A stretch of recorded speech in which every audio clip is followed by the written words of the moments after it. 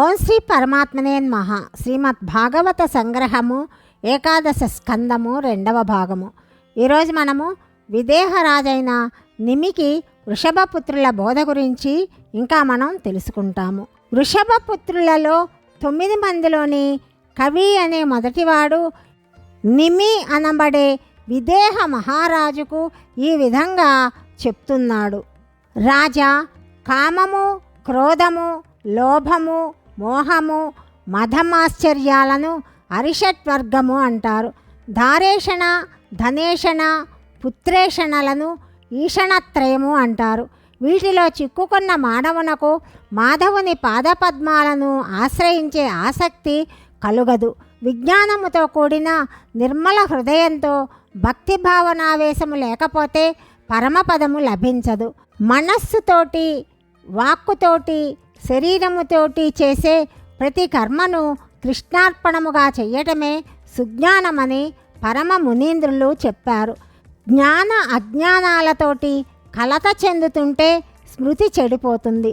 కాబట్టి సద్గురుదేవుని ఆశ్రయించి బుద్ధివంతుడు పురుషోత్తమునే చిత్తమందు నిలుపుకొని సేవించాలి. ఇచ్ఛలు, మనోరథాలు, స్వప్న సదృశ్య భోగవాంఛలు మానవుని యందున్న సత్సంకల్పాలను చెడగొట్టి దైవచింతనను నశింపచేస్తాయి. కోరికలు మనసులో నెరవేర్చుకోవాలి అనే మనోరథాలు, స్వప్న సదృశ్య భోగవాంఛలు, స్వప్నంలో కనిపించి మాయమైపోయేలాంటి ఈ సుఖాలు మానవుని యందున్న మంచి సంకల్పాలను చెడగొట్టేసి దైవచింతనను నశింపచేస్తాయి. కాబట్టి కోరికలను రేకెత్తించే సంకల్పాలను అదుపులో ఉంచుకొని నిరంతర హరిధ్యానంలో ఉండే వ్యక్తికి కైవల్యము సులభ సాధ్యమవుతుంది. ఓ రాజా, భక్తులెప్పుడు కూడా శ్రీకృష్ణ సంకీర్తనను వీణుల విందుగా వినాలి. శ్రీహరి గాథలను హర్షముతో ఆడుతూ పాడుతూ వినాలి, వినిపించాలి. శ్రీమన్నారాయణుని దివ్యనామాలను ఎల్లప్పుడూ స్మరిస్తుండాలి. పద్మలోచనుని లీలలను అడవులలో సంచరిస్తున్నా భక్తియుక్తంగా గానం చెయ్యాలి. విశ్వమయుని కీర్తిస్తూ వెర్రివానిలాగా లోకాతీతుడై ఉండాలి. ఈ విశ్వమంతా విష్ణుమయమే అని తెలుసుకోవాలి. ఆ విధంగా చెప్పిన కవి మాటలకు విదేహరాజు భాగవత ధర్మం అంటే ఏమిటి, భాగవతులు ఎలా ఉంటారు అని అడిగాడు. దానికి హరి అనే హర్షభుడు ఇలా చెప్తున్నాడు. 2వ వాడైన హరి ఈ విధంగా చెప్తున్నాడు. రాజా, భగవానుడే కొన్ని భాగవత ధర్మాలను పంచరాత్రాది గ్రంథాలలో వివరించాడు.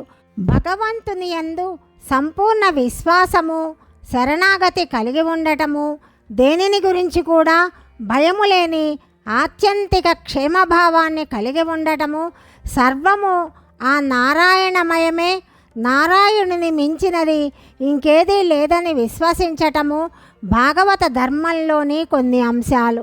తత్వజ్ఞానము, భక్తి, వైరాగ్యము భాగవత ధర్మం వలన కలుగుతాయి. ఉత్తమ భాగవతుడు చతుర్వర్ణాలు, చతురాశ్రమాలు, వాటి ధర్మాలు, వాటి కర్మలు అను వాని యందు తగులుకోడు. భక్తి మార్గాన్ని ఆశ్రయించి శ్రీహరి తన యందే కాక సమస్త జగత్తు అంతటా నిండి ఉన్నవాడు అని స్థిర విశ్వాసం కలిగి ఉంటాడు.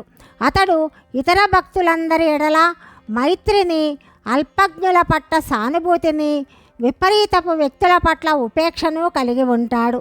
పరిపక్వత చెందని భక్తుడు తాను నమ్మిన ఒకే ఒక మూర్తి యందే భగవంతుడు ఉన్నట్లుగా ఇంకెక్కడా లేనట్లుగా భావిస్తూ ఆ మూర్తినే పూజిస్తాడు.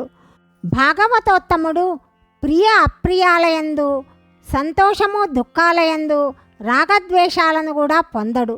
సర్వము విష్ణుమయమని, విష్ణు అధీనమని నమ్ముతాడు. జనన మరణాలు, ఆకలి దప్పికలు, భయము, కోరిక, శ్రమ లాంటివన్నీ దేహేంద్రియ మనోబుద్ధుల సహజ లక్షణాలుగా తెలుసుకుంటాడు. వాటి ఎడల మోహము చెందడు. అతనికి ఆ భగవానుని పాదపద్మాలు తప్ప కోరవలసిందేమీ ఉండదు.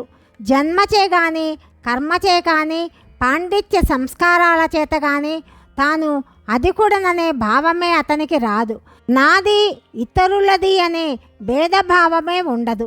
అతడెప్పుడు కూడా శాంతంగా సమచిత్తంతో ఉంటాడు.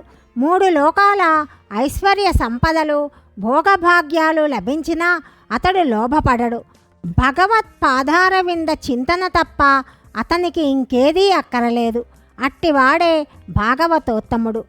విదేహరాజైన నిమి అడుగుతున్నాడు, మహాత్ములారా, శ్రీహరి వైష్ణవ మాయాప్రభావం చేత ముల్లోకాలను పాలిస్తున్నాడు కదా, ఆ మాయ అంటే ఏమిటో నాకు తెలియచేయండి అని అడిగాడు. 3వ వాడైన అంతరిక్షుడు ఈ విధంగా చెప్తున్నాడు, రాజా, పరబ్రహ్మమని, పరతత్వమని, పరమపదమని, పరమేశ్వరుడని, శ్రీకృష్ణుడని వేరు పేర్లతోటి శ్రీమన్నారాయణుడే ప్రపంచమంతా నిండి ప్రకాశిస్తుంటాడు.